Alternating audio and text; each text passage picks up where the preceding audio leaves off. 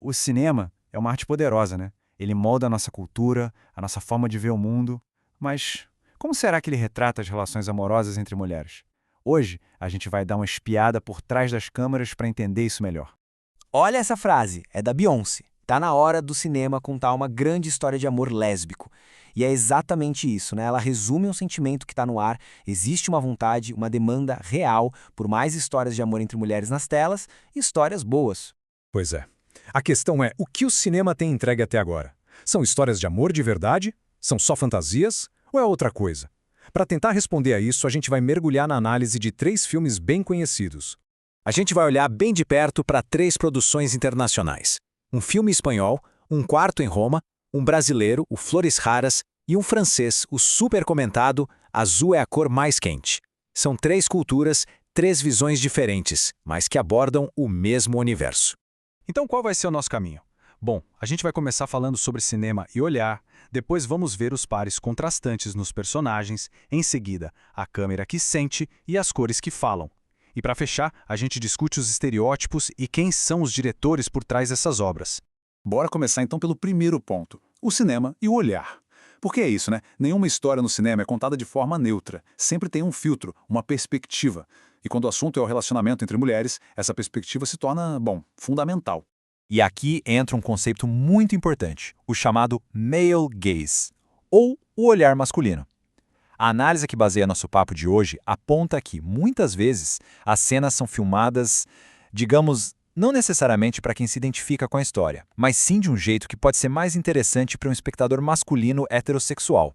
Tá, mas vamos para algo mais concreto. Se a gente pegar esses filmes e medir no relógio, quanto tempo de tela é realmente dedicado a desenvolver a relação das personagens? O resultado é bem curioso, viu?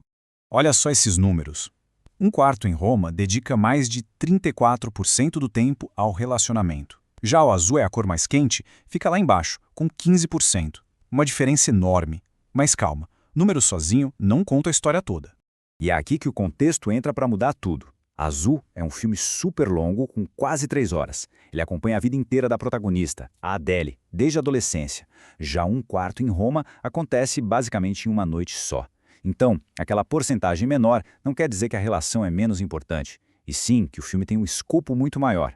Ok, agora vamos sair dos números e olhar para os personagens. E aqui, gente, tem um padrão que se repete nos 3 filmes de uma forma bem clara. Dá uma olhada nisso. Em todos eles, a gente tem uma dinâmica que podemos chamar de a guia e a iniciante. De um lado, sempre tem uma mulher mais experiente, mais segura de si, como a Emma, a Alba e a Lotta. E do outro, uma personagem que está descobrindo todo aquele universo, que é nova na situação, como a Adele, a Natasha e a Elizabeth. É a mesma estrutura, repetida nos 3 filmes. Interessante, né? Agora vamos falar de um aspecto mais técnico, mas que faz toda a diferença: a câmera. O jeito que uma cena é filmada, o enquadramento, nada disso é por acaso. A câmera direciona o nosso olhar, o nosso sentimento. E cada um desses diretores usou a câmera de um jeito bem diferente para contar a sua história. E aqui a gente tem um contraste gritante.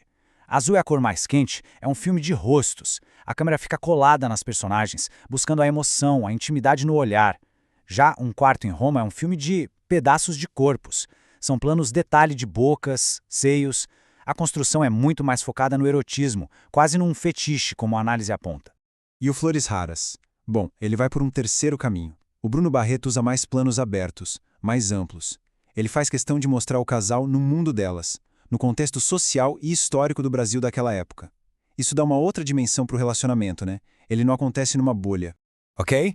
Agora vamos falar de uma coisa que às vezes a gente nem percebe conscientemente, mas que o nosso cérebro capta na hora. As cores. A paleta de cores de um filme não é aleatória. Ela fala, ela comunica muita coisa. Pensa só. Em Um Quarto em Roma, aquele vermelho onipresente no quarto de hotel grita paixão, confinamento. Em Flores Raras, os tons terrosos ligam a personagem Lotta à natureza, enquanto o azul no vestido da Elizabeth traz uma tranquilidade para a cena da declaração. E claro, em Azul é a Cor Mais Quente, o azul é praticamente um personagem. Ele está lá em cada momento-chave da descoberta da Adele, seja no cabelo da Emma ou na luz de uma festa. Bom, agora a gente chega na última parte da nossa análise. É hora de juntar todas essas peças, a câmera, os personagens, as cores, e pensar sobre o que isso diz sobre representação e, principalmente, sobre quem está por trás da câmera contando essa história. A análise encontrou alguns estereótipos que se repetem. Um deles é aquela ideia de que casais de lésbicas vão morar juntas logo de cara super rápido. Isso acontece em Flores Raras e fica sugerido em Um Quarto em Roma. Outro estereótipo, talvez até mais complexo, é o de replicar papéis heterossexuais. Uma parceira mais masculina, dominante, e outra mais feminina, passiva. Mas, apesar desses estereótipos, o ponto central é que, no fundo, os filmes mostram que são histórias de relacionamento. Ponto. Como qualquer outra. Com começo, conflito, final. A experiência universal.